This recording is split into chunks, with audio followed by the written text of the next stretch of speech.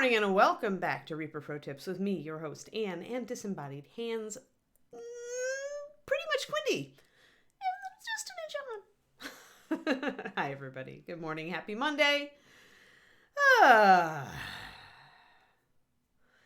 Kaz, your brain, you need more coffee, to quote Crowley.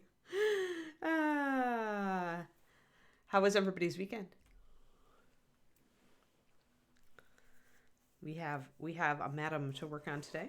We're going to be working on her highlighting her red, I think. I had to double check and make sure I got all my lining in. Make sure that we are pretty much Quindy. Yeah. Hey, I'm trying to switch it up.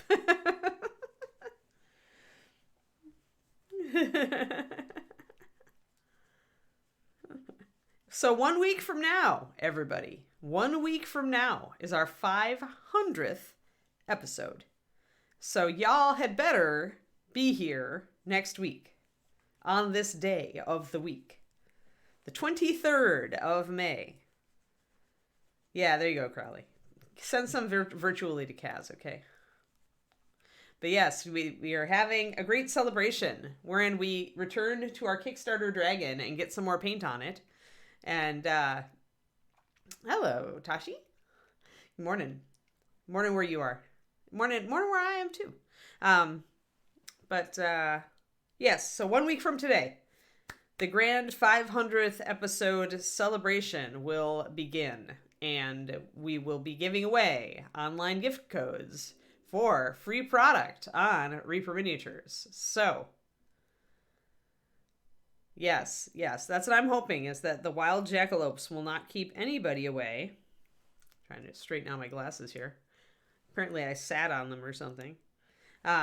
Yes, so no wild jackalopes allowed. And everybody has to come out. Oh, yep, me too. I am on the West Coast as well. In California. Alrighty. So cool. That's right. I remember now what we were playing with our shadow color here. And I did a little demo of the difference between putting a wash on and putting just painting in your shadows. So yeah, we've got our shadows, I think, mostly figured out. Just checking over the red here to see that I did get everything so that we can start highlighting, which is the exciting part, right? Crows and Bones for 13 months. We'll hope it's lucky for you.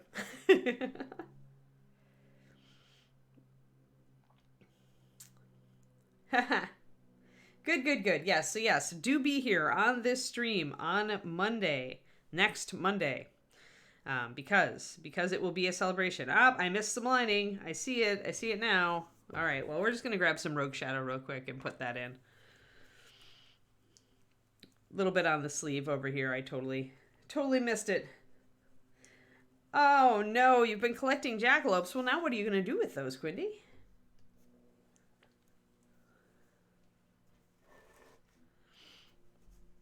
So, yes, we'll have a dragon painting day, and we will do things. We will give away things, much things, many things, so you can buy all that fast palette stuff you've been wanting, right? You know, Quindy, I've been thinking. Reaper has a lot of fast palettes. Maybe we should give away a fast palette more often. Like, gift codes for Monday for sure. But, I keep using these paints from fast palettes. So it occurred to me that giving away a fast palette every once in a while would be a fun giveaway for the show that would not be too crazy, because it's just one box. So tell me what you think of that. I know we are not normally a giveaway show, and I don't want to give Justin more to do. All your evil plans get foiled. You try your best to be evil. I know. It's hard. It's very hard. It's not easy being evil. And if you're green and evil, it's double not easy.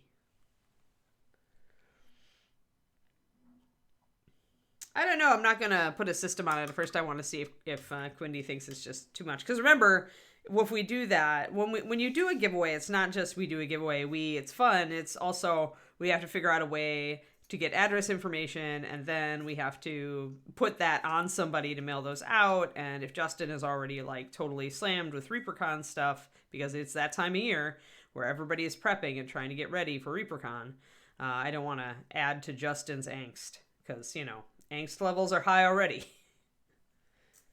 It's PreeperCon. Yeah, PreeperCon. Yeah, let's not bother Justin with it then. It was a random thought of mine. But they're the right size and value to make a nice little giveaway item. So maybe we'll just coordinate it like once every few months. Maybe we'll do a fast palette day. So let's just table it. Because, yeah, it's PreeperCon. I'm just going to keep using that word now. It's PreeperCon. Because now is the time when everyone at Reaper begins to have those weekly meetings wherein the great and powerful Adrian to-do whiteboard becomes, Justin is more emo than angsty? Oh my god. Oh, are you listening to this, Justin? Seriously. Emo, wow. So he's from the 90s, is what you're telling me. When that was in. Although emo started to be in the 80s. But I think emo really got its footing in the 90s.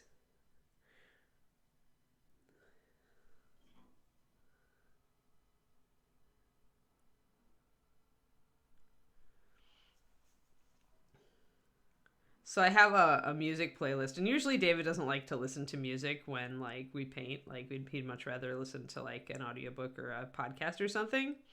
But the one time I did get him to listen to music, I had to make fun of him because the only playlist that I could play that he actually liked was the one I call Angry Guy Rock, and it's all the emo rock from the 90s.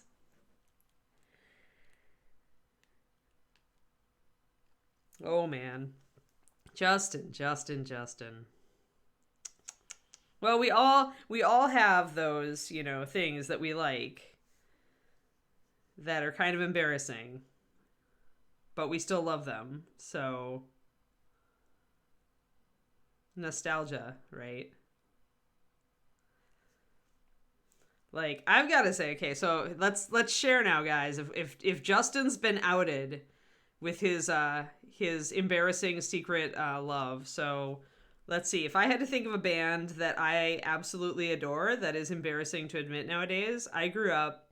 My dad loved ABBA, and so I have this horrible secret love. Not so secret now. It's on the internet of ABBA, the Swedish rock supergroup.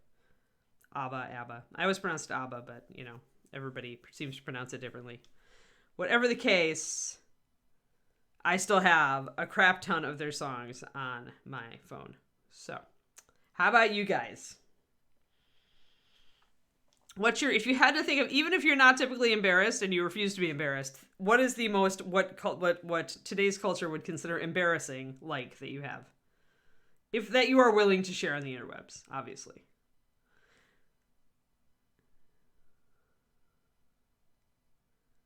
I also love cozy mysteries. I cannot lie. I grew up reading Agatha Christie, and I love cozy mystery novels. Donna Summer. Yep. How about Olivia Newton-John with Let's Get Physical?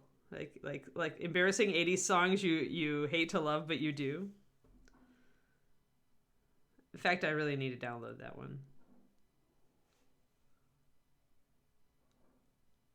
So I'm just picking up the edges here of our red because I want to make sure I've got a nice sharp line before I start highlighting.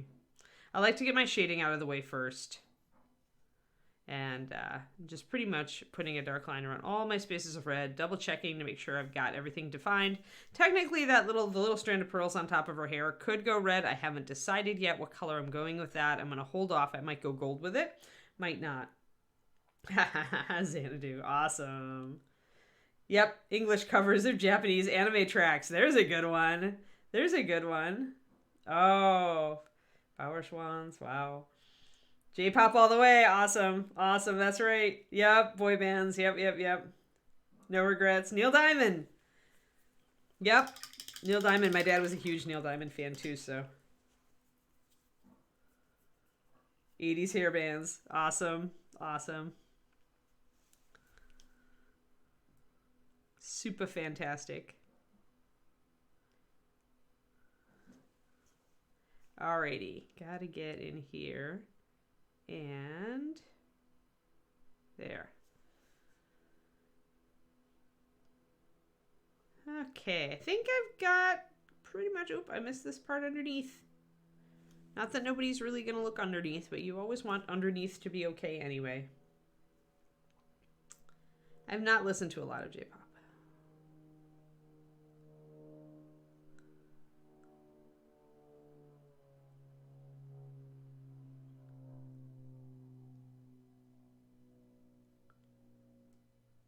Alrighty, so I think we're good. Oh, a little bit there.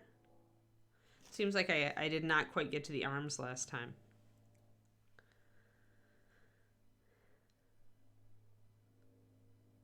So I keep going back and forth about whether we keep painting the bust. I think I will paint the bust tomorrow, but I'm on the hunt for a model to replace the bust.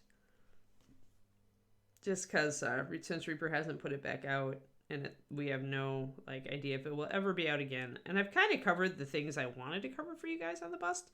Mostly skin and hair, because that's such the focus of busts in general, and the eyes and the mouth and all that.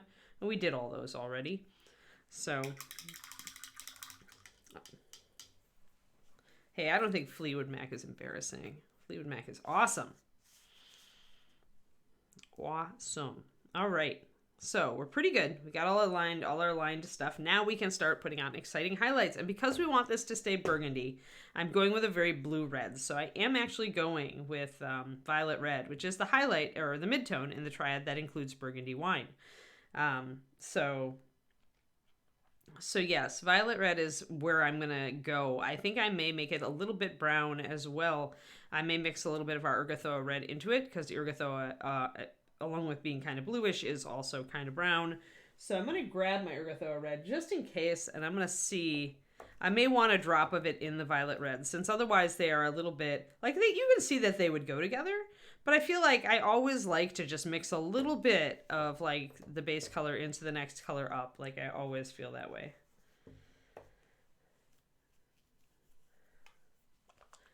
Oh, that's funny. Yeah.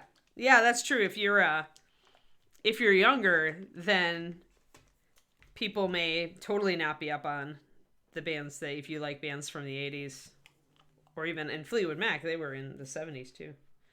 Creed and Nickelback. Now that is embarrassing. No, just kidding. That's the emo, that's in that emo guy rock, right?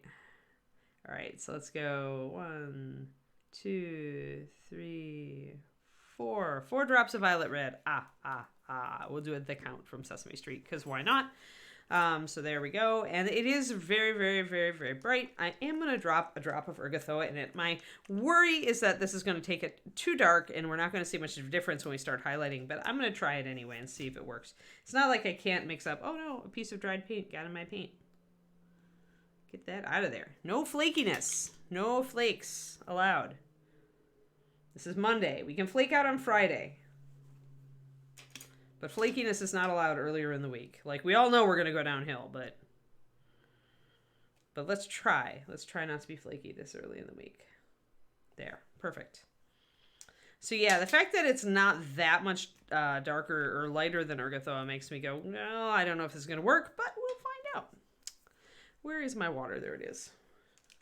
Everyone secretly likes Creed and Nickelback. I don't think I like Creed. I'd have to figure out which of their songs I've heard and might have. But I don't think I have any Creed on my playlist. But I do have Nickelback, so I am in half of the equation there.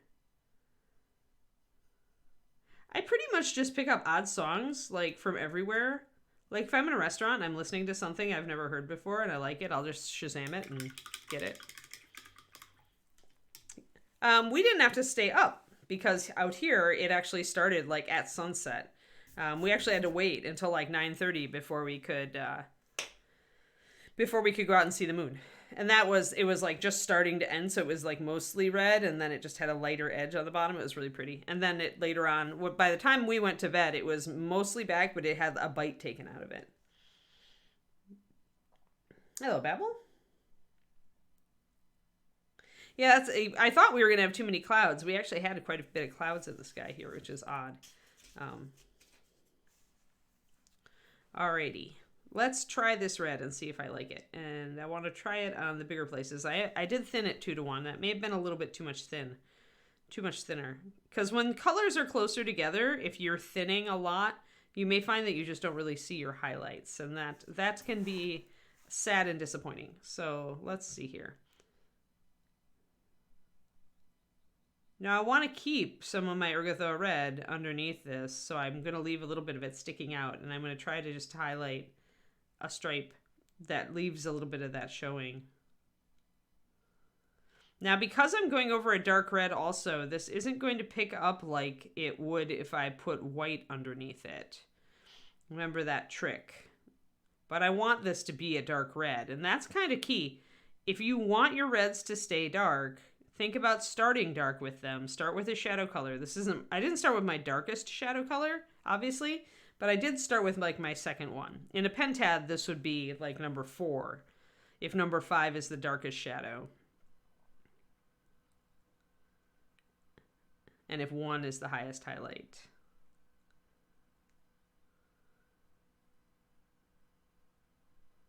So it's not your darkest, but it's your second darkest, and now I'm going in with a mid-tone color, essentially.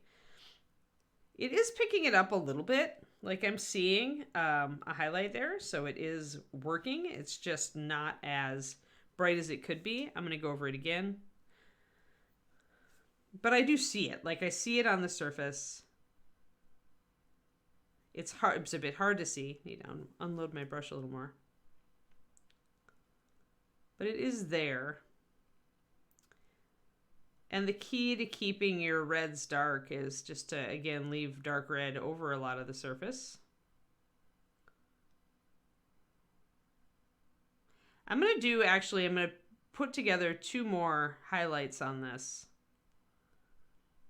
Now this is a very narrow fold, so I'm just using a sideways brush stroke. Apparently I'm just attractive to cats.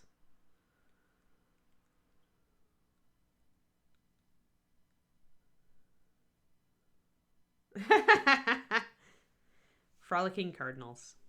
Yeah, the scrub jay has not showed up this morning.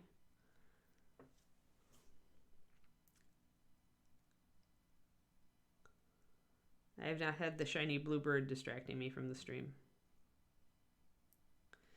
So let's see here. You can see that lighter red coming in right there, and it's pretty subtle. So I'm going to actually progress. I want to see how this might look completely when I'm done. I want to kind of test the color scheme. So I'm going to take my violet red. I'm not going to add Ergothoa. I'm going to go put down 4 drops of that. And I'm actually going to go up with a bluish color. I'm going to actually use Runic Glow, I think. I'm going to put 1 drop of this in and see how it translates. Now, Runic Glow would normally be used to highlight purples, but it is technically made with magenta in it, and magenta is a red pigment. Much as it might look like a purple pigment, and it is the foundation for beautiful purples, it is still a red when you come down to it. It's just a very cold red, but it acts like a red when you're mixing. So that's why I decided to use Runic for this, just to see. Kind of like that color. You can see it's only a little bit lighter, but again, we're not trying to highlight this up to near white because we don't want it to be like, we're not looking to make it real light, and we're not looking to make it shiny necessarily. So that means I'm going to keep my highlights subdued, even if I'm still putting out a bunch of them. I'm going to put 1 drop of water in this and see if I can see what it looks like.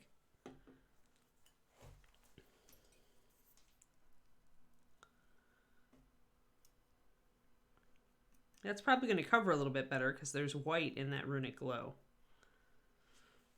So it's probably going to show up a little bit more. Hey, Shadow Raven. 22 months. Pretty insane. So let's take our violet red Runic Glow color and kind of pop it places like as if we're using it as our first highlight. So mostly in the middle, pretty small. You can kind of see it wet there on the skirt. My quandary here is that I want highlights on this dress, but I don't want them to be too bright. I want this to be more like a rich, soft cloth than I don't want it to be shiny.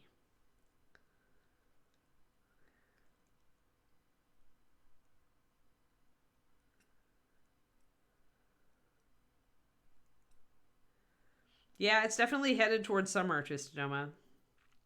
Like today is the last, I want to call it cold, the last cold day here, I think.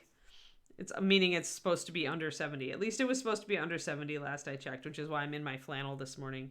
Soon it will be warm enough in the house in the morning that I can just wear my polo, my Reaper polo, and not wear a flannel back here. It gets cold in the back of the house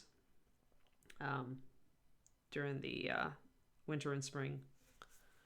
Let me see. Is it still supposed to be cold today? Let's look.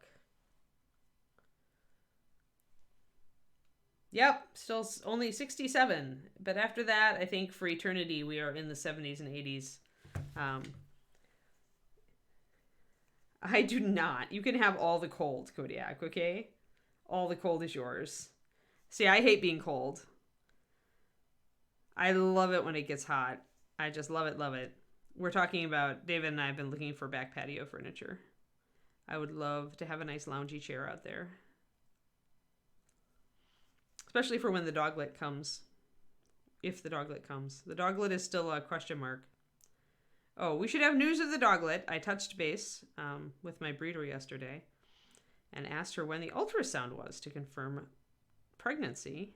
And it will be on the 25th. So 2 days. So next Wednesday.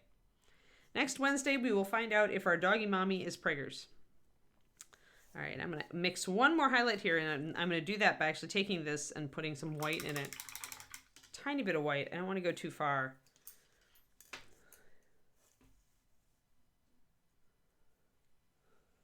I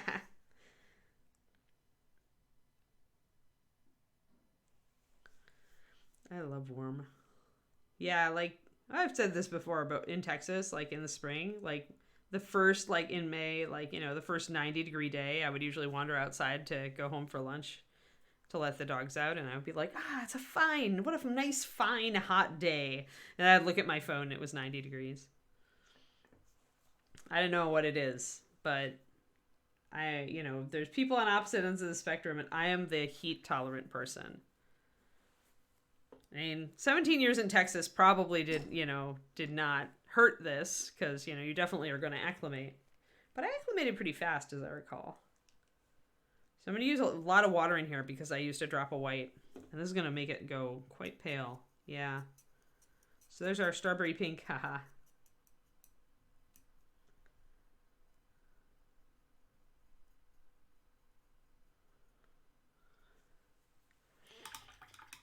All right, so what I'm going to do is, this is really, really pink. And I want this dress to stay a really rich color. Now, I'm going to lay down this pink, and I'm going to use it like white underpainting. So I'm going to use the pink, and then I'm going to go over it with our previous color to make it more rich. But it should still pick up a decent highlight. Because I still want a little more contrast. I can see the folds on the dress quite well, but I feel like I want a little bit more. So we have to be real selective about where we put this. I'm going to put it toward the center.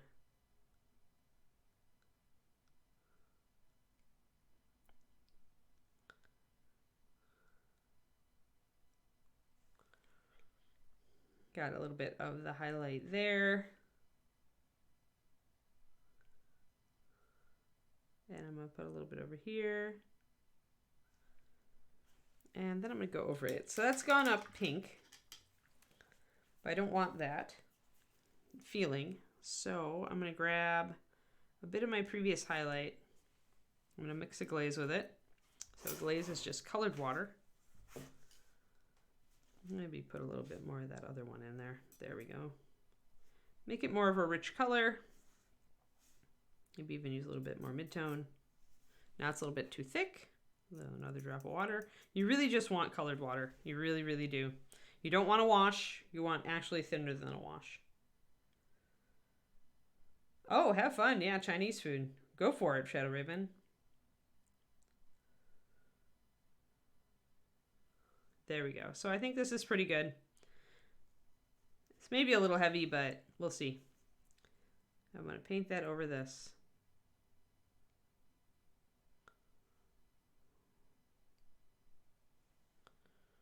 And that will tint it a little bit of a deeper red. It'll knock the pink out of it a little bit. I'm going to keep going with this though. I think I've got these colors and I think I'm good with them. The other thing to remember is that this will look darker. No matter how much I highlight it, it will look darker once I start bringing up the highlights on the cream colored part of the dress.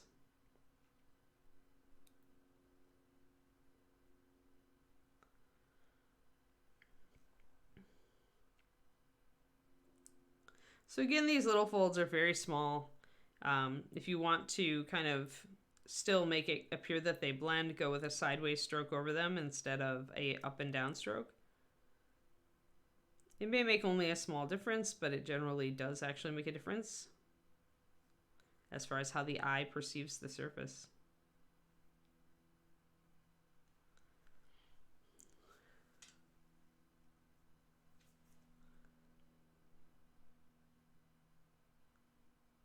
I'm going to mostly keep my bigger highlights toward the bottom here.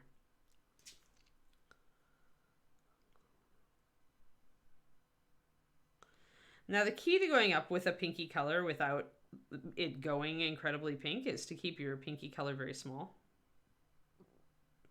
So when I do add this final little pink highlight, I'm going to keep it way down. Low on the dress. I may put a little bit up here, right at the top, right where it comes out from under its little amulet there. If I feel like it's kind of bulges out a little bit there.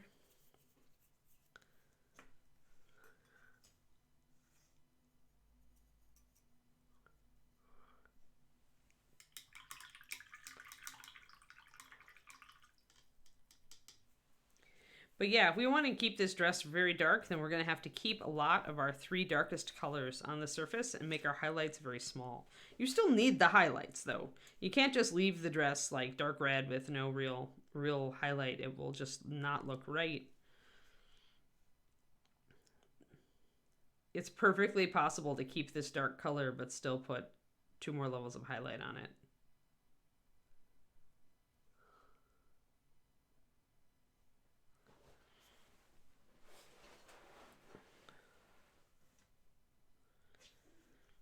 We could also take our glaze and kind of bring up a little bit of our shadow here if we wanted to.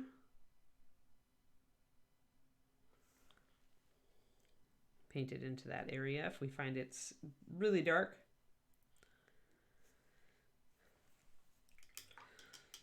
But all in all, we're going to keep our highlights pretty subdued. You know, we could also have brought up this, we've gone for a claret color, which is, you know, kind of a wine color, by going cold with our highlights. We could also have gone warm with our highlights, but then, you know, would have gone more cherry, more like a black cherry color maybe. So it's all in, whether you're bringing up your red with orange or you're bringing it up with purpley colors, cold colors as I did here, or you're bringing it up with like skin tones. It's all in how much surface you choose to highlight.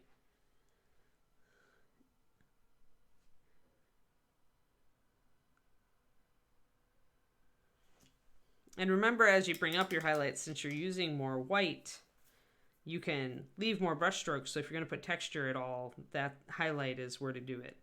Now, I'm going to bring this down because I got a little bit blown away on my highlight there.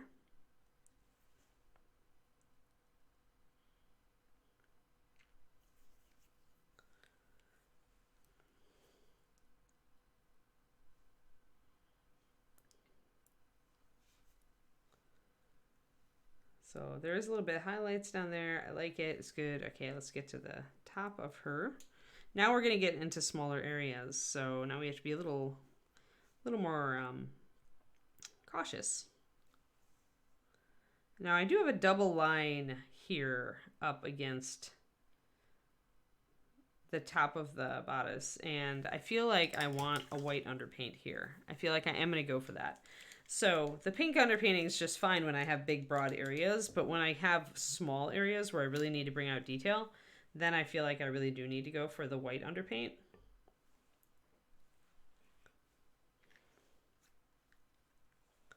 I am not even close to lunch yet. Had my very healthy breakfast this morning. So we're going to do a 4 to 1, or a 4 to 2. So 2 to 1, pure white to water. And we're going to drop our cap and have to retrieve it. Because having a bottle of pure white dry out is absolutely not acceptable. I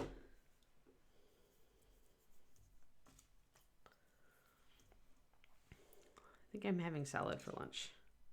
I have leftovers, but David is actually traveling this week, so I have to have my own dinners, and so I've just stocked a bunch of leftovers in the freezer. I have leftover carnitas with pineapple salsa. I ate all the great leftovers.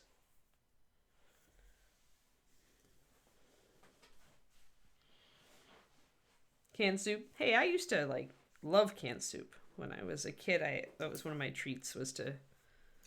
Ironically, it was even sometimes tomato soup, which now is poison to me.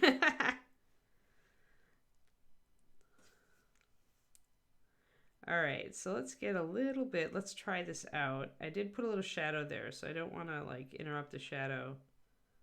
But with the white here, I can bring in details. See those little dashes of white? Because she does have kind of a brocade thing. She's got a couple of different lines here on this collar.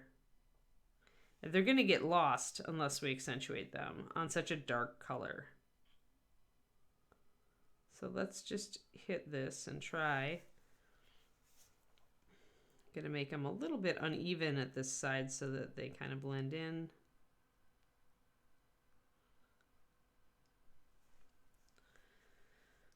Here I've got a pipe throwing a shadow, so I have to cut them off before they hit that. And now I'm going to grab a little bit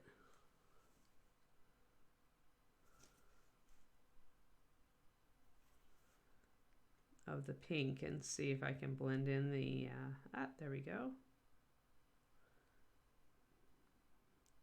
Blend in the edges with a little bit of a darker color than the white.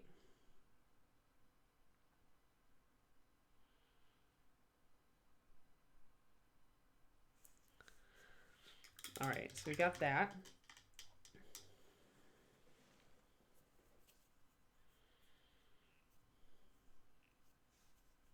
It's a pretty good combo there, crows. Fresh fruit and Cheetos. Sausage omelet melt sandwich. Dang. Oh, yeah, what did we just have? Oh, my Sprouts. My Sprouts is closing, guys. My grocery store.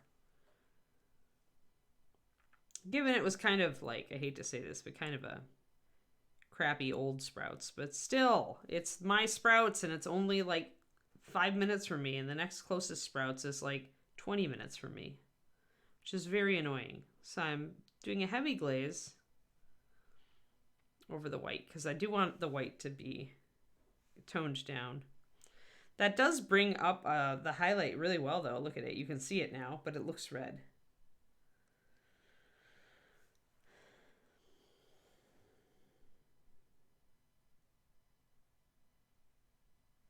Yeah, I love Sprouts. That's we always have Sprouts down the street from my old place in Texas, too. And that's when I got in the habit of shopping there. And I was happy that there was a Sprouts really close. So now I have to choose. So it's okay, I hate to drive that 20 minutes there and back. That's just it just loses me so much time. That's 40 minutes out of my day that I could be utilizing elsewhere. But my other choices, and I do have lots of choices, but unfortunately the two Sprouts comparable choices close to me are very expensive. There is Whole Paycheck. We have an actual Whole Paycheck. So I could just start going to Whole Paycheck. Whole Foods, for those not in the know.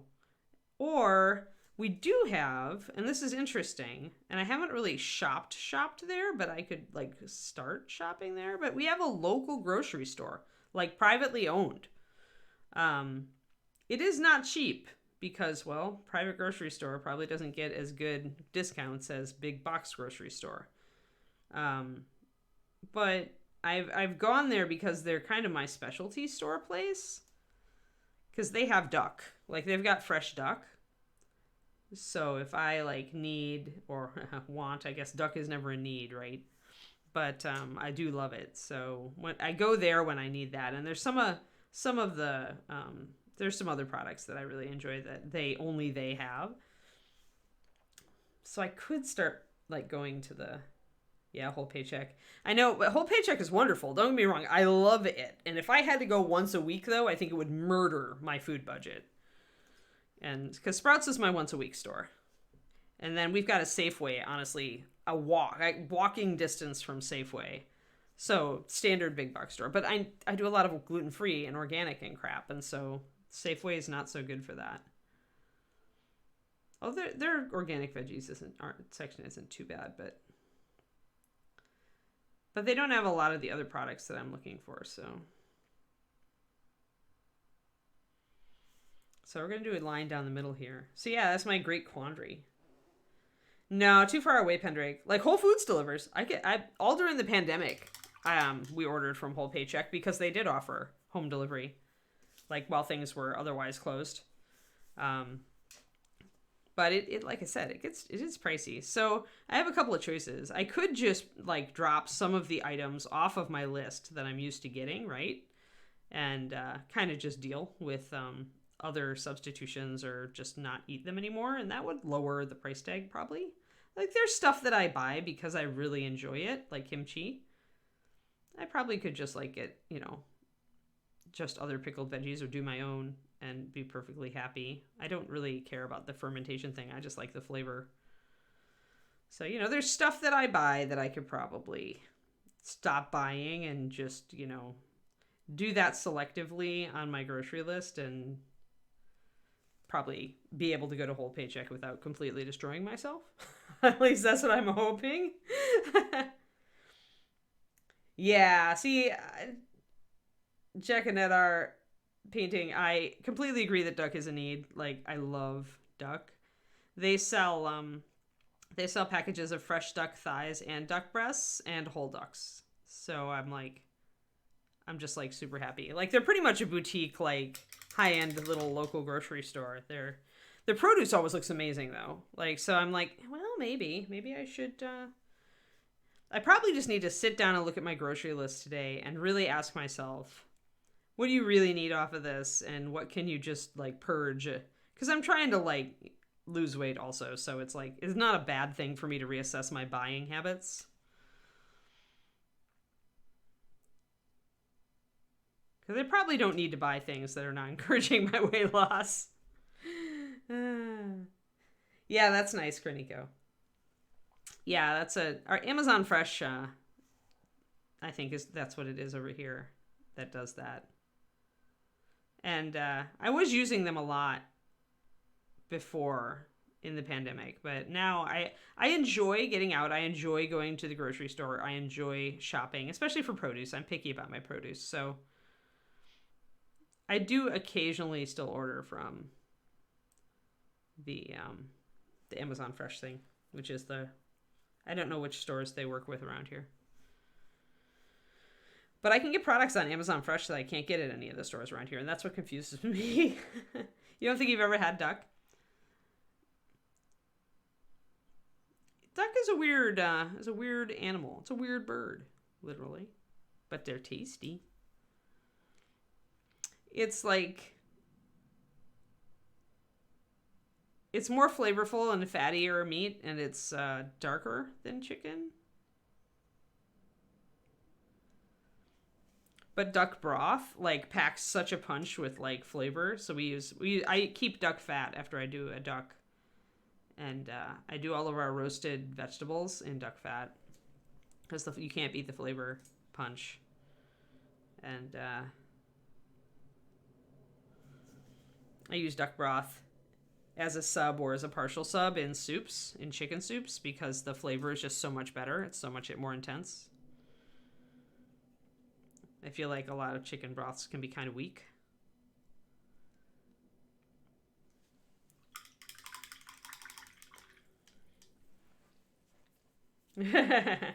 Yeah. I will say we save money on citrus for sure with our lemon tree. Like if our lime tree manages to survive, it's old and dying slowly, but we lime's not so much because I don't go through nearly as much, but I make lemon vinaigrette dressing constantly. Like always have fresh lemon vinaigrette dressing in the house because I eat salads pretty much every day. And we would go through a lot of lemons if we didn't have our lemon tree. I'm eagerly waiting for our little avocado tree to decide whether it's going to fruit this year because we have a tiny avocado tree. So then we can save some money on avocados, which actually are expensive, so that would be nice. But it is nice being able to have... We don't have a great spot for a garden. Like, if I wanted one, I'd have to dispense with the shrubs we just planted and do a garden instead. But we have so many animals around here that I have to kind of feel like a garden is a little bit dicey as far as keeping things alive and not eaten.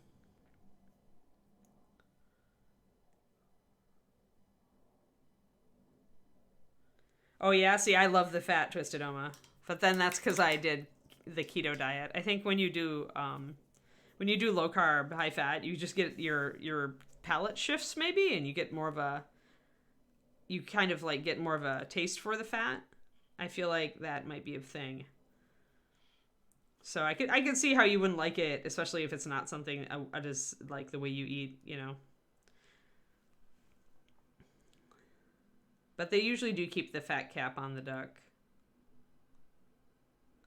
Although, if they, they should technically have a lot of it cooked off, but there is still fat on the duck, for sure.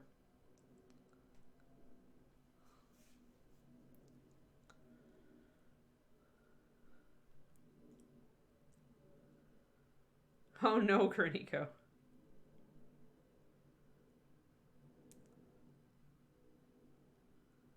Yeah, breakfast potatoes and duck fat be pretty decadent.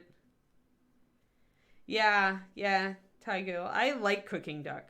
I've nailed it. I did a lot of cooking when I went on the ketogenic diet. I kind of taught myself to cook various meats because I felt like I had to, kind of out of self-defense because I couldn't trust restaurants as far as ingredients went. And yeah, so I got really good at poultry. And that was a worthwhile investment because now I feel like I'm very confident when I go to roast a bird.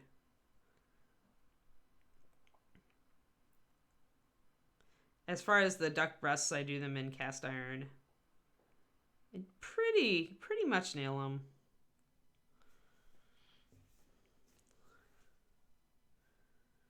But yeah, I do love my duck. Kiri loved it too when she was around, my doglet. Before she passed. Duck was one of her favorite things.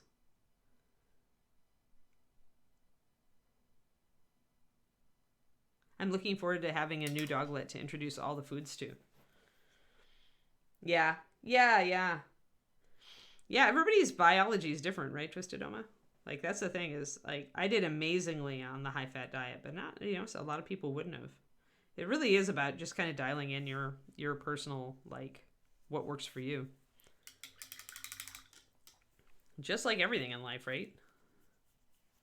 Starting to believe it really is everything in life. Like, there is no universal solution for anything. There is no magic pill. There is no universal solution. There is just learning how to life hack you yourself. Like, that is really, I think, our purpose on the planet is learning to life hack ourselves. So that we can, like, do the things that we've always wanted to do.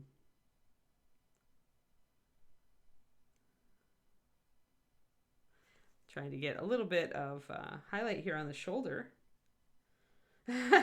Sorry, Ty Girl.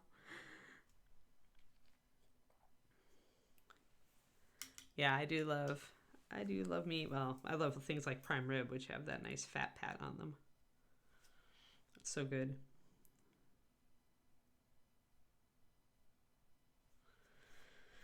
Okay. So I think I need a little bit of a glaze here. So what I'm going back and forth with here is I'm grabbing my pink, I'm grabbing my white, I'm grabbing my glaze, I'm grabbing a little bit of these here and there. I'm just kind of mucking it back and forth to get these areas highlighted. You can see how the highlights are coming up here. We got some highlights lower down on the dress. I felt okay going a little bit lighter up here because I could see that perhaps on the bodice you'd have some like satin maybe, which would be a little shinier. And it's still close enough that it's tying in well with everything below it. So now I'm trying to kind of bring up the sleeves a little bit with some red. And I'll probably drop this highlight down just a little bit. We'll see. It's showing up brighter on camera than it is in person. Yeah, ribs. David loves it when I make ribs. The only thing with you... Matt, you're totally currying favor, aren't you? I see what you did there. Our paint club got canceled this weekend. I was very sad. Like, I was sad and not sad. Like, it was nice to not, to just kind of have a relaxed week where I didn't have writing club and I didn't have paint club. But I was sad because I wanted to mess around with my oil paint, and instead I got distracted by other stuff because I'm like, oh, no paint club, I can get other stuff done, and totally got other stuff done and did not mess with my oil paint. Although I did get all of them swatched over the weekend, or right before the weekend on Friday. So now I know the color arrangement that I have, which is nice, color palette. Knowing what you're starting with is always useful when you are doing a new paint line, especially if the paint line has like a limited color selection. Or even if you've just started, and you've started with the Reaper Learn to Paint kits, making yourself a little swatch book, or like taking a big piece of watercolor paper or something and swatching out the colors. Even if you have like a small canvas, you can turn it into a grid. I used to use watercolor pads though for Reaper when I was planning a new paint line. I would do swatches for the whole thing. And it would be a great overview of the colors in the line. And it would just kind of show me like where any holes might be that I might have to work around and stuff. Or might want to, shift a color to cover it. So when you're working with somebody else's line and you swatch it out, you can right away see like what your selection is for blue, what your selection is for green and red and stuff. And it helps you like kind of understand like what you've got. And then you can kind of learn to think about what you don't have. Ask yourself, do I have a really yellow green? Do I have a really blue green? A lot of lines are going to have holes in them because they just don't have the number of colors they need, or just the designer was aiming for a different goal. Like for the scale color oils that I'm working with, the designer's goal obviously was more natural palette, like more traditional oil painting palette, because there's not a bright emerald green, like there's not a phthalocyanin green. And there are a ton of beautiful earth tones. So every line designer is going to have a little bit of a different goal. And with hobby paints, the goal is almost always coverage. For Master Series, that is not the case. That's why our paint is so different. Is that my goal was not coverage. My goal was adhesion, color selection, being able to thin the paint down without it separating, stuff like that. Those were my goals. And you can tell because MSP does those things arguably better than a lot of lines do.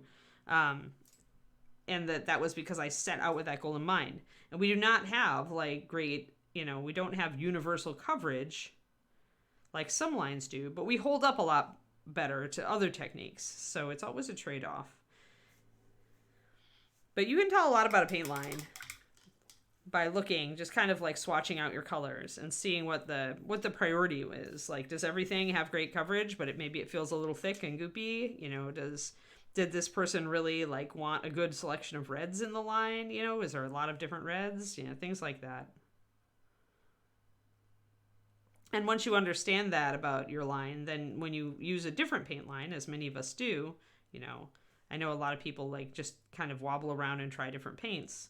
And that's just natural. We're always just looking for something new and fun.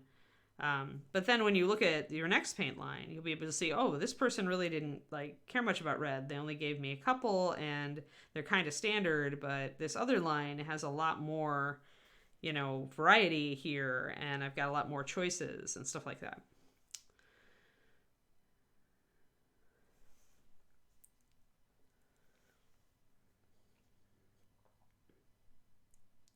Yeah, well, I'm excited now, Tyguil, because we just got a freezer in our garage. Like it was delivered a couple weeks ago.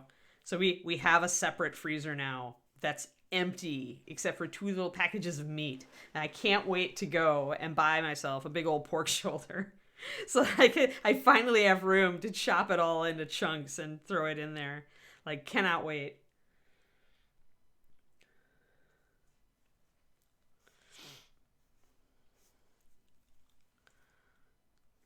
I'm just mixing up a little bit more of my glaze here. I feel like I need to warm stuff up a little bit. It's another thing is when you start adding white for colors, you're gonna note that it looks like it seems to fade a bit. So glazing is a good way to bring some of that potency back into your color. Knock down your highlight just a little bit.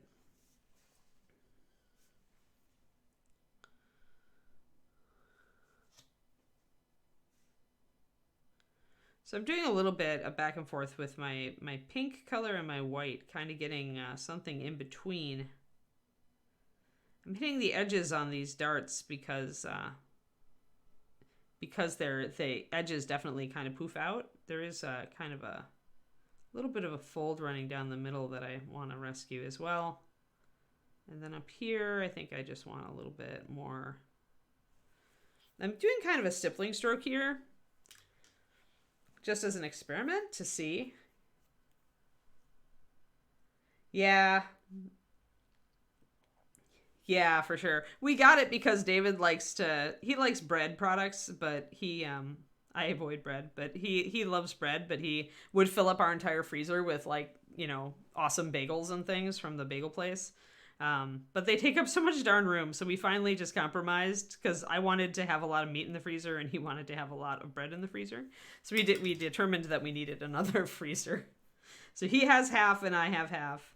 And he can fill his with silly like, boutique bagels, and I can fill mine with huge chunks of meat.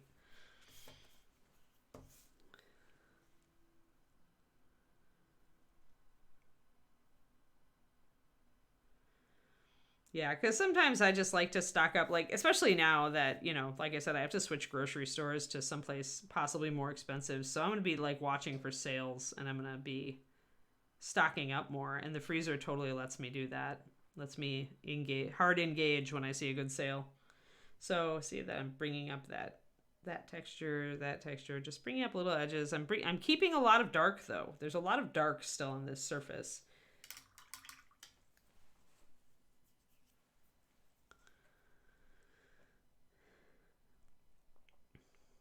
Yeah, I'm excited about the freezer. I just missed the sale on pork shoulder at my Sprouts. But since they're going out of business, I'm going to go today and I'm going to see if they've got stuff on sale, and I'm just going to go crazy if they do. Because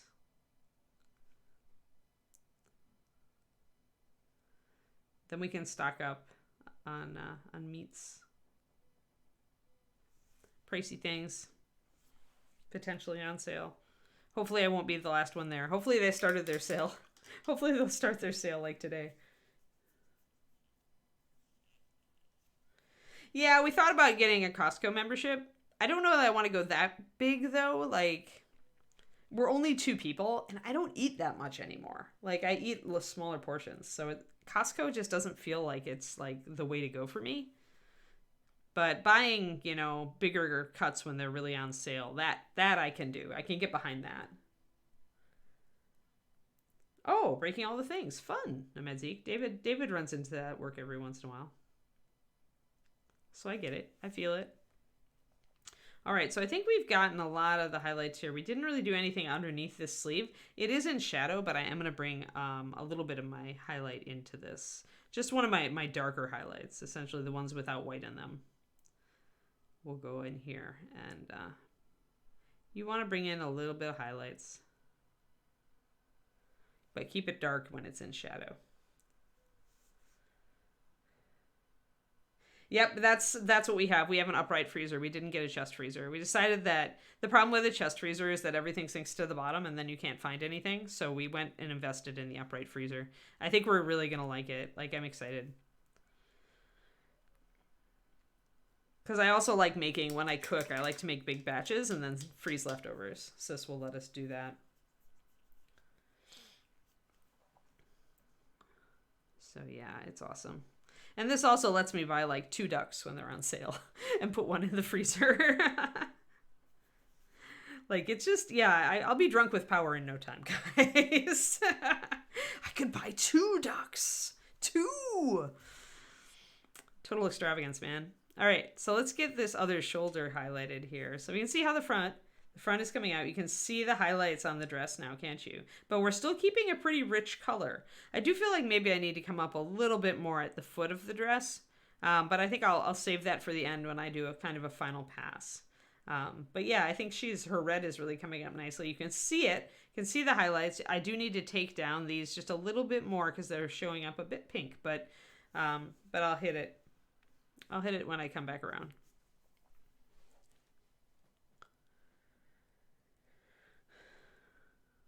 But yes, I do love to cook. Make no mistake. I love to cook and eat. Actually, I think tonight might be a chicken marsala night. Don't tell David, it's one of his favorites. He loves it when I make chicken marsala. That's a little bit too heavy.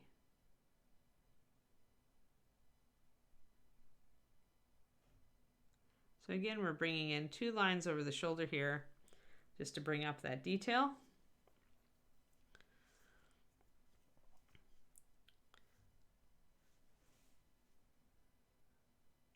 And if I feel like I might be in danger of getting too linear, like them looking just like I painted a couple of lines on there, I am actually using a stippling stroke here. I'm using tiny dots instead of a line to kind of break up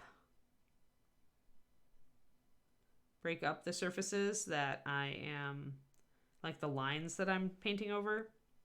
The edges of these sleeves are necessarily going to be linear, but if I use a stippling stroke, which is tiny dots, I can kind of disguise that and it won't look as much like lines.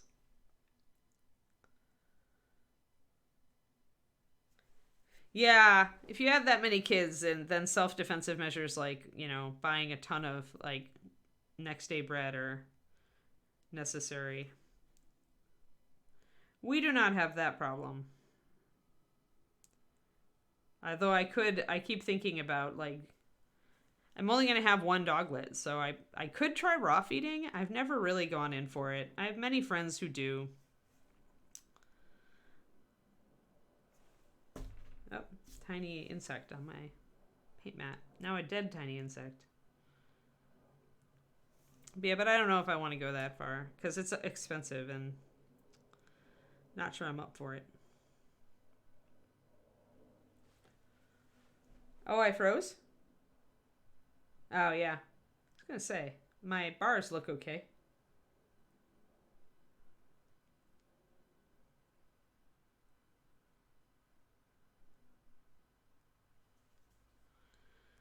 Yeah, I was going to say, I don't want to freeze. Don't freeze me. That's not what the freezer is for.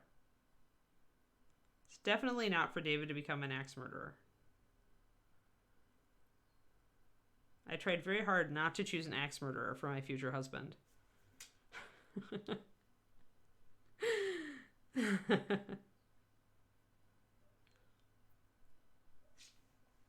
We try and sometimes we fail, right, Quindy? Oh, dear. And if I was doing satin, I would be doing really sharp little highlights like this, but I'm going to take that down. Mostly that's just a placekeeper to get the highlight built up.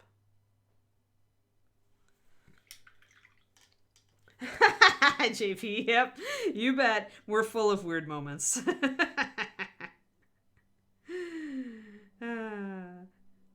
That was us talking about me getting an upright freezer and Pendrake saying that I was frozen and me, yeah, there's that. We'll put it together for you there. And me saying that was not the purpose of the upright freezer, was not to freeze Anne.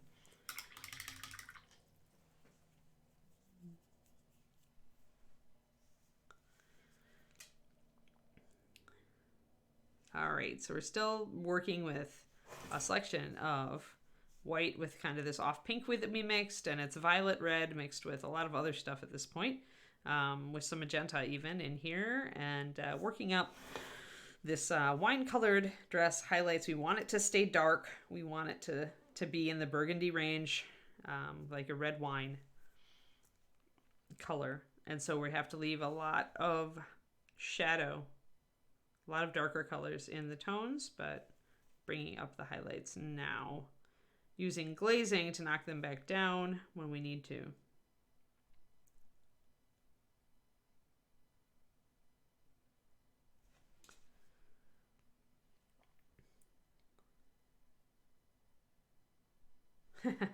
Weird stuff in meat. Oh, yes. Yeah. Yeah, see, now you've made me think about ribs, because I do like ribs in hot weather. So I'll have to check rib prices today and see if they have any baby backs. I do love ribs. That was another thing I learned. Like, pretty much living in Texas for 17 years taught me to make meat, guys. It taught me how to cook meat. I don't think I could have emerged from Texas without knowing how to make a mean steak, decent ribs, and roasted birds. Like, Texas is really very meaty. It's a very meaty state. High protein.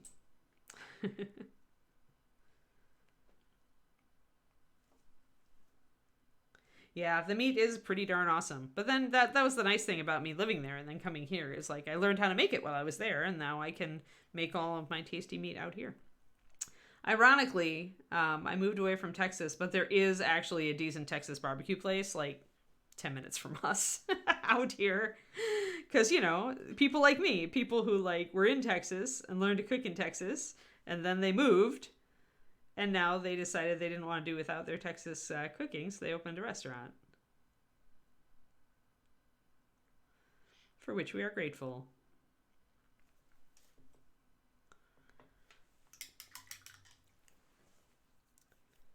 Yes, I was in the DFW area. You know you're right close to Reaper, right?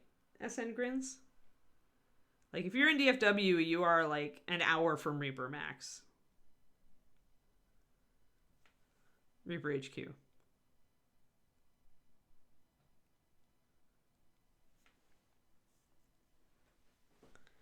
Yeah, I was up, because I worked for Reaper HQ, I was up in Denton. So, north of Dallas, about 30 minutes.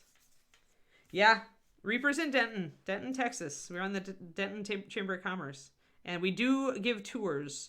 I don't know what the procedure is these days, but we always, before when I was there, when I worked on site, it was always call if you can, and if you can't get through to somebody, because Adrian's always swamped, Friday is a good day, generally, to come.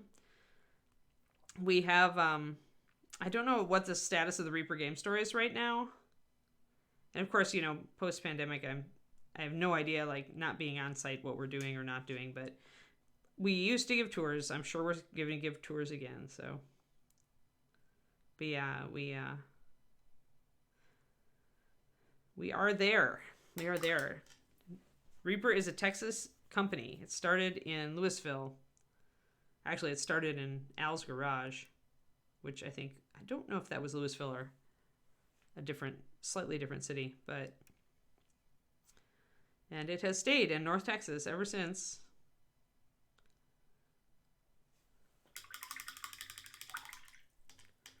Yep. Yes, you know right where we are. Yeah, we're on the south side, right after Corinth. We're right on the border of Corinth and off of Swisher Road. Right on the border of Corinth and Denton. So yes, it is. We are there.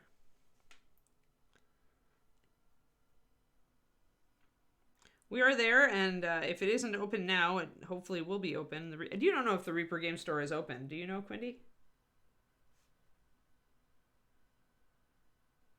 Yeah, you need to, SN Grins, you know, we have a convention too, ReaperCon. And it is in Denton. It's at the Denton Convention Center. So, like, if you're that local, you should totally come out and come. It is a fantastic convention that is all about, like, painting and sculpting. And it's got gaming too. The gaming part gets a little bit bigger every year, I think. but the prime focus is on the classes and the instructors being present. And, you know, a lot of the artists come to ReaperCon and teach, or they hang out and just, they can essentially like just demo on the fly. I may be in the demoing camp this year, depending on how things go, because we might have a new puppy and I might have driven the puppy there. So I don't know. I think I'm not going to actually like teach this year, because I might be puppyfied. But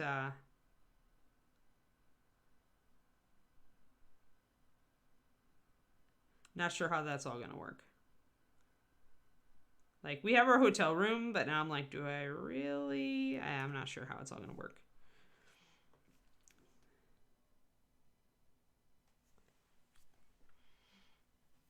We'll figure it out.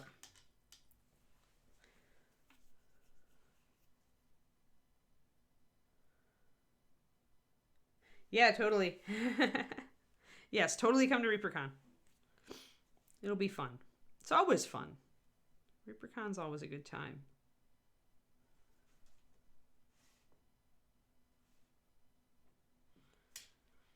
But yeah, my only big thing is puppy. How I'm gonna deal with that puppy.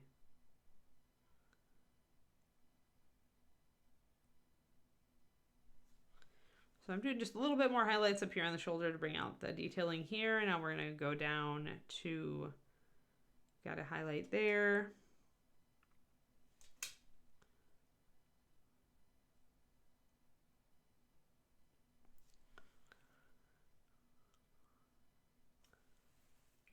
Let's get on the dress.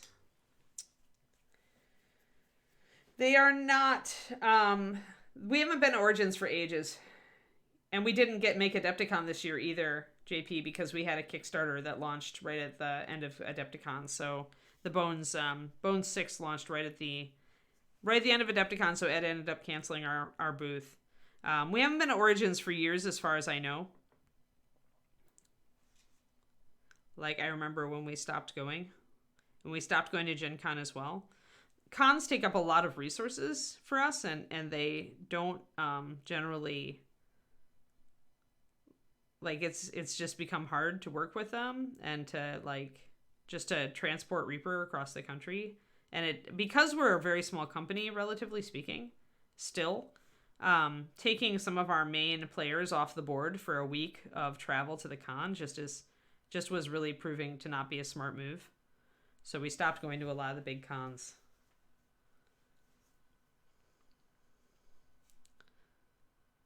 Because it was always a huge money investment and time investment, and then you're taking some of your best people off the floor back at the company, and it's ReaperCon. Like, ReaperCon's at every Labor Day, so you're also taking your people off the floor and out of the building, you know, during prime ReaperCon planning.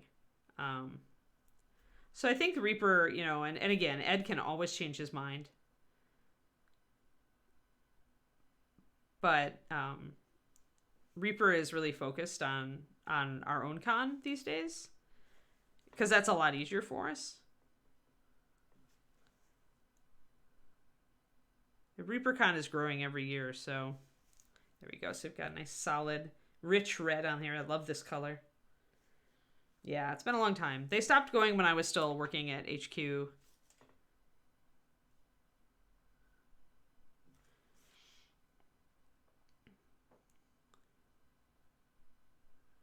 But yeah, we really are focused on ReaperCon. We're focused on growing our own destination con at this point.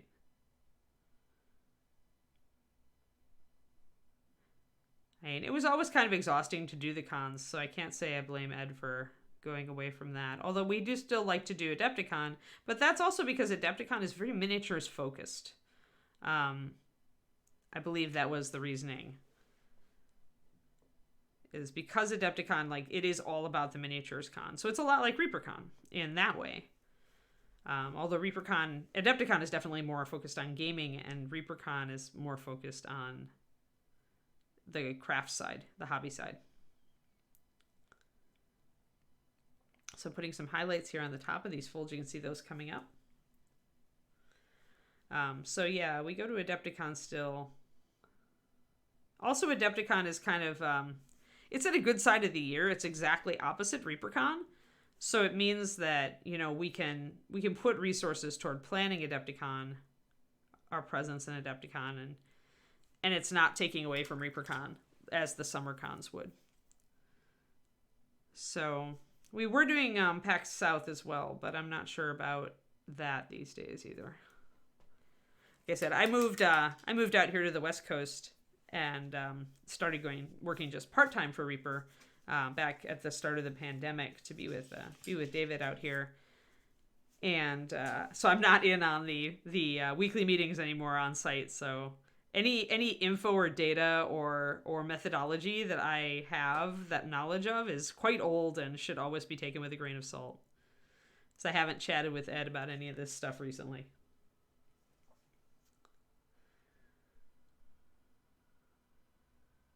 Yeah, Reaper, people don't realize what a small company we still are. Like, when I left, we were always hovering between like 40 and 50 employees. That's it. Our main gang that covers, a lot of the functionality of Reaper is really only about 10 people, 10 or 12. That's not many people. So it's definitely a resources thing when you're small and you have to decide if you're going to travel across the country with all this stock. And load, half of your most effective people into a truck for a week or fly them there, so there's still a lot of cost and you just kind of got to ask if it's working for you.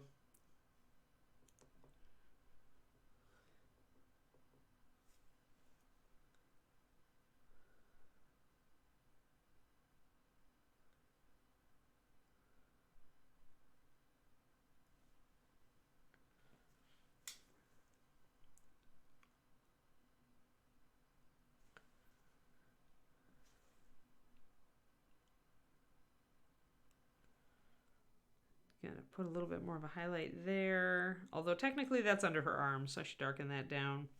If I'm doing realistic shading, then I should remember that there's a cast shadow here. Bring that shadow down. I'll just put a really rich red over the top of it, and that'll darken it a bit, but keep that rich color that I like.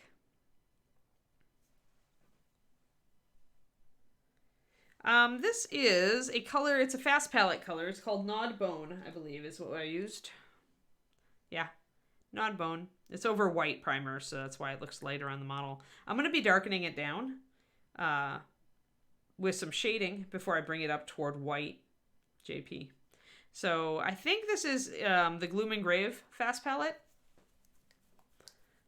So it comes in a set of 6, which means I'm going to have to buy another set of 6 because I love this color now and I use it all the time, so I'm going to need more. Happily, the other colors in the triad are also very good.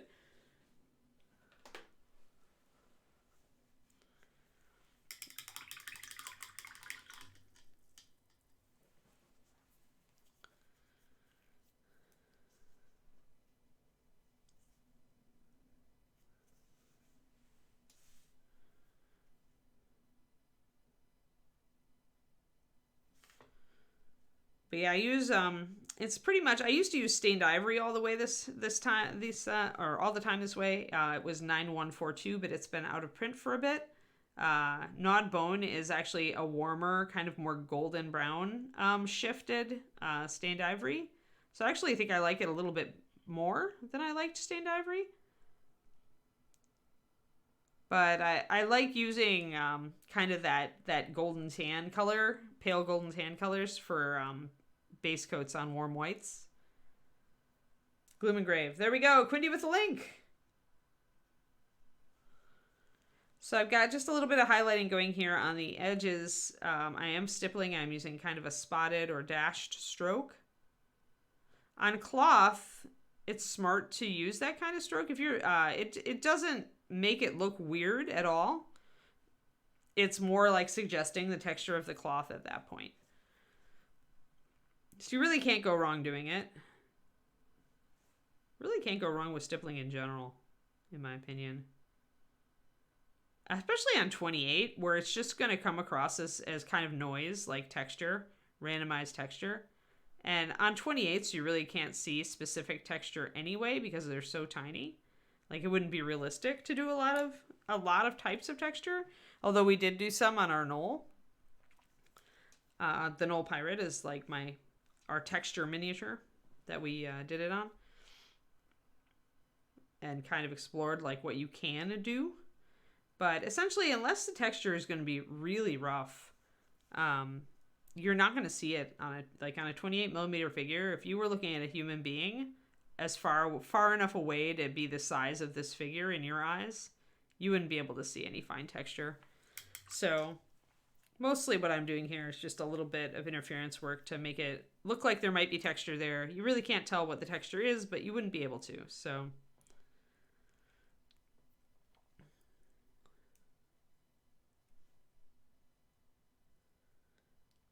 I cannot speak Rumpfenstein to any redos of canceled colors.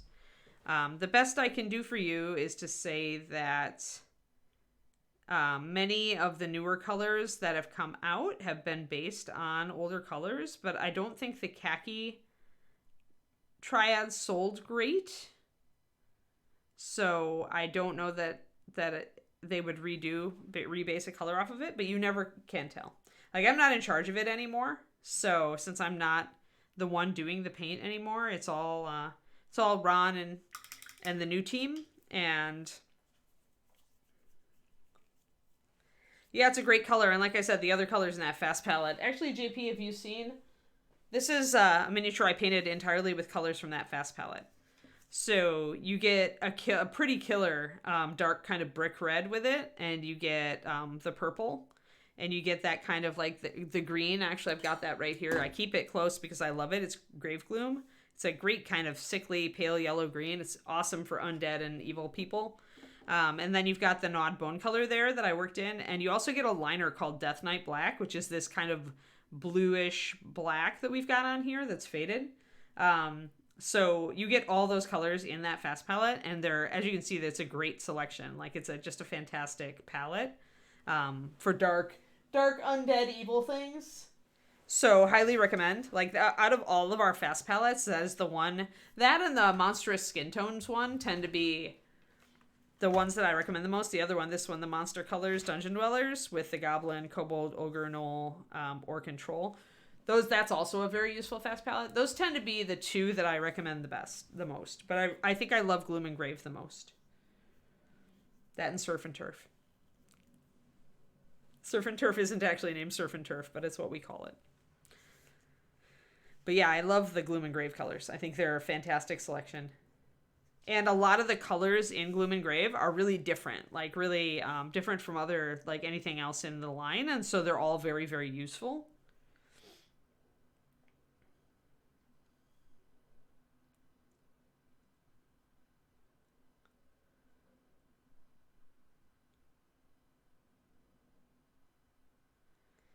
It is what it is, Rax. I mean, I am, for the record, I am happy. Like, I spent a long time in the paint department. That I gave a lot of years of my life, 15 years more or less, 15, 16. Working very hard on Master Series paint. And I loved it, but I was ready for a change, and my back was starting to really have issues too with the mixing. So for my own health, like, I was worried that I wouldn't be able to do the mixing job anymore. Like, and I really loved that part of it. So that was when I was starting to, like, kind of reevaluate what I wanted to do. But oh yeah, I'm sure somebody else has a decent khaki. Yeah, the fast pellets are good giveaways. I think they're a nice little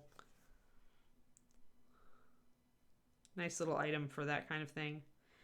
But yeah, so I mean, I'm sure you miss not having, like, the direct line to, like, what's going on with the paint. I understand that.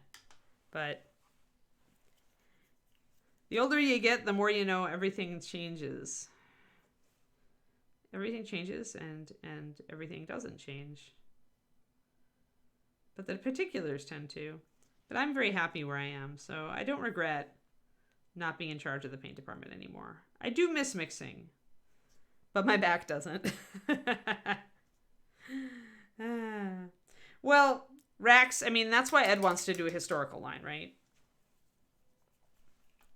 Ed wants to do a historical line, and if you see the khakis come back, I would imagine that that would be a place you would see it. 15 years is a long time. A lot of lifting very, very heavy paint buckets. I loved it, don't get me wrong. Like I said, I miss the job. I missed the job, but I had to acknowledge to myself that my body wasn't going to hold out for it for a lot longer.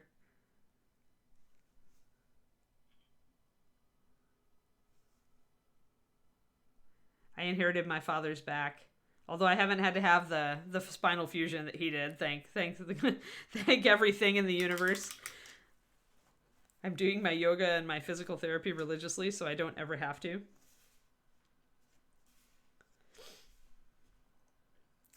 Yeah, hopefully he is gonna move on it. I know that he wanted the two things that Ed wanted when I left were like a historical paint line that he'd been working on for a long time with Doug Cohen, and a airbrush line.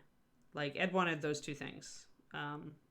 Now anybody who knows Ed knows that he does change his mind, because Reaper has to pivot with what he thinks is good business sense. But those things were in the works, and we're still hoping that eventually we'll get those things. But yeah, if he does a historical line, I would expect khakis. I mean, you almost have to, right? So getting a little bit lighter. I went a little bit too light in between there. You can see that pink there. We really don't want that in that section. So let's paint over it with a darker color.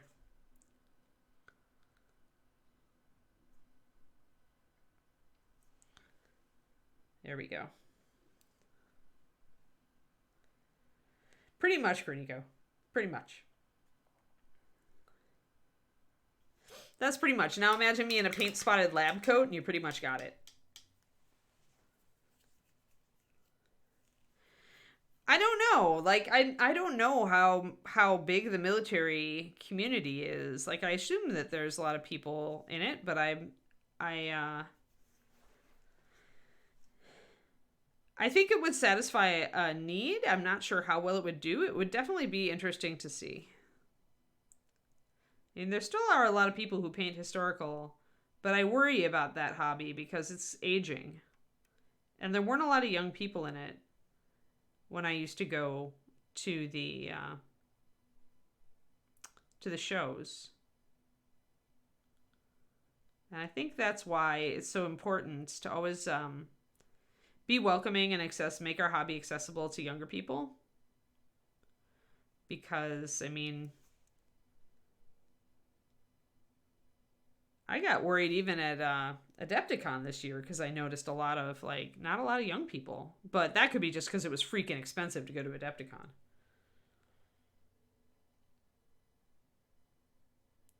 Paints. Kodiak. Historical line and airbrush line for paints. Were two of the things that Ed would like back when I was at the company. But again, it's been a lot of years now. It's been over 2 years. So I'm way out of date with whatever Ed's latest brainstorm is. So yeah, again, always take what I say with a grain of salt because I'm very out of date.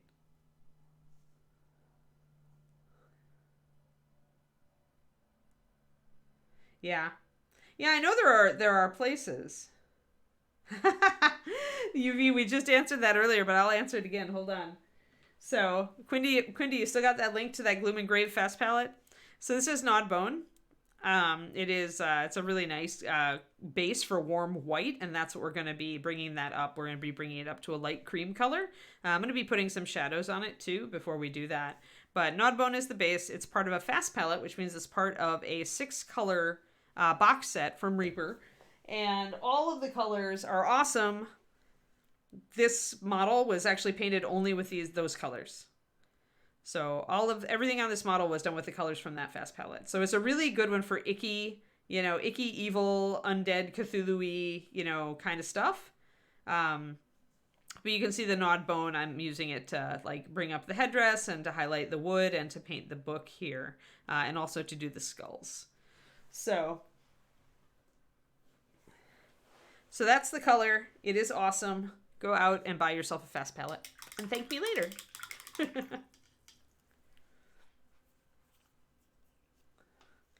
I doubt you're going to see 28mm vehicles from Reaper. I mean, again, I could be wrong, but it's not our... maybe we'll try it as kind of an experiment with bones, but it's generally not what people are looking at for us. Looking at us for.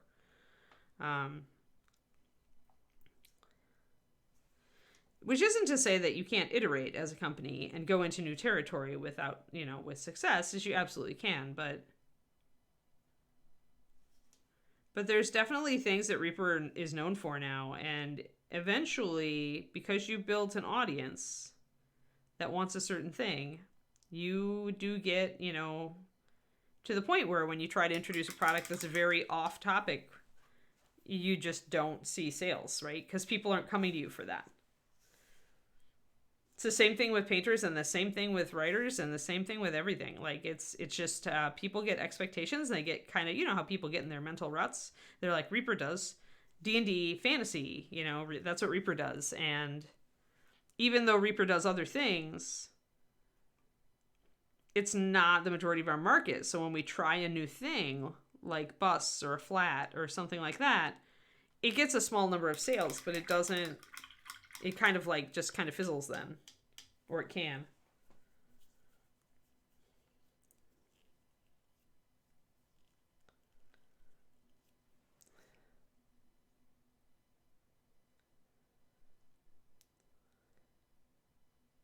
It's because the most popular role-playing game in the world is still Dungeons and Dragons, guys. Right? I mean, Reaper does have a line that has some more modern stuff in it and just some oddball stuff. And some sci-fi. But the problem with sci-fi is that it has to be very specific, like the technology level. The sci-fi tends to be a pretty specific IP. The popular worlds are definitely copyrighted and very specific, and so that's the problem with doing a sci-fi minis line. That's why you almost have to have a game to go with it if you're gonna do cyberpunk, sci-fi, modern stuff. Yeah, I don't know if Infinity, I thought they endorsed a different paint line. I don't know if as a company they have a bias or not, but maybe. I mean, but the camo, our camo and khakis, those colors got canceled because they did not sell. Never think that it was just that Ed just arbitrarily went through with a bat and said, I don't like this color, get rid of it. The only reason that Reaper ever cancels anything, guys, is that it's not selling. All right, just going over it, kind of making sure I've gotten my highlights in on all of this red. I think it's looking pretty good right now.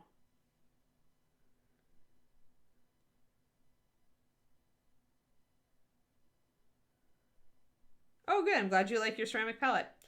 So use the Force. It's a document camera from a company called IPVO. IP is in Peter, EV is in Victor, O. This thing is the VZX. Document cameras are, I think, the best, tops best cameras for streaming, miniature painting stuff, any detail stuff, because they are made to convey fine detail. Macro detail, because they have to be able to recognize, and transmit lettering in a legible fashion, documents. So it was not a cheap camera, but it is the best camera I have found. Rumpf. You could be right. It is Ed. He looks at what you like and attacks it with an axe. I feel that way about TV. Like, all the shows that I loved best in the world always got canceled after like one season or at a very awkward point in their season run. So I just gave up on television.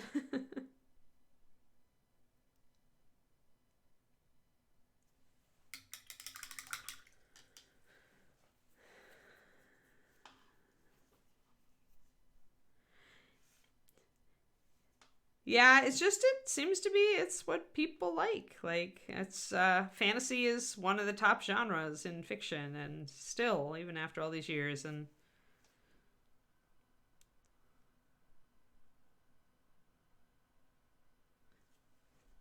people do love them, some epic fantasy stories.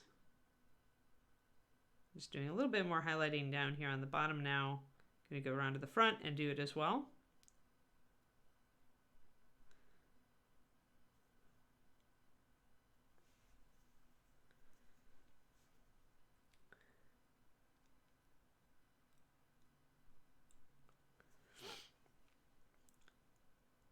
Yeah, I bought this one because I tried an older document camera that Justin had gotten for Reaper to experiment with. And then I went essentially looking online, and this one was the one that teachers were just like going gaga about. Like, they could use it all day. It was great. Very dependable, had great image clarity, had a lot of nice features that were really easy to use. And because I had just started my Patreon, UV, and I was, also doing this streaming for Reaper, and I planned to keep this up remotely, I decided it was worth investing in the good version, in the best version I could get. So it was absolutely not an inexpensive camera, but if you are looking to make professional quality, like paint video, like, if you're doing Patreon or you're doing YouTube or you're, doing Twitch and you're doing it for a career or you're trying to make it a career, I would highly recommend this camera. I've had no problems with it. It's extremely easy. Its functionality is fantastic. The image quality is great. Generally, just love it.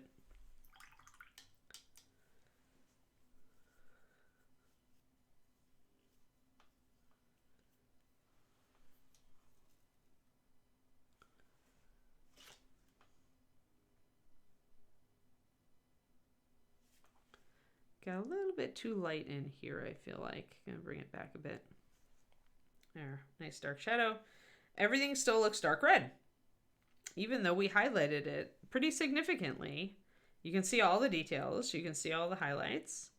All the nice little folds and creases have come out nicely. So I feel like this is a pretty good, and it's quarter after, so it's time to call time check. Quindy was asleep. You were asleep, Quindy. I was asleep too. I mostly just wanted to finish this red. I'm actually going to glaze the front panel here a little bit. I want to take that down just a tad. There. But yeah, so there we go. Good, JP. Thanks. I hopefully you enjoy them. Yeah, doc cams, I think in general are just like the great. And Ipivo is not the only good company, that's for sure. But I definitely do endorse mine just because I love it.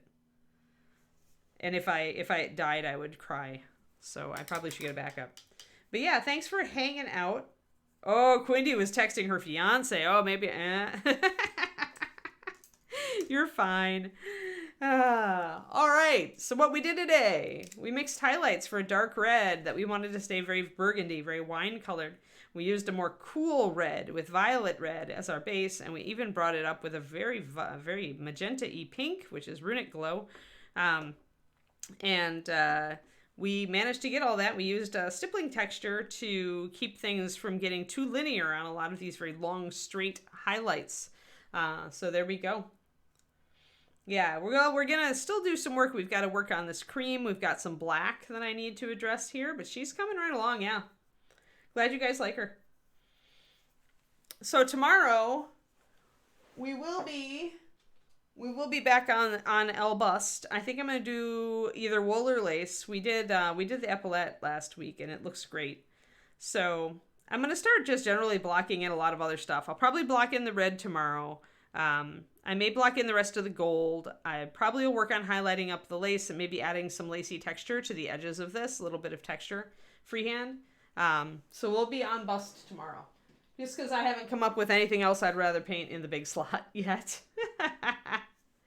All right, everybody. I'm going to go to the store and see what's on sale before they close my grocery store. All right. I will see you guys bright and early tomorrow morning or afternoon or evening or whatever it is where you are. And I hope you have a fantastic start to your week. All right. See you later. Bye-bye.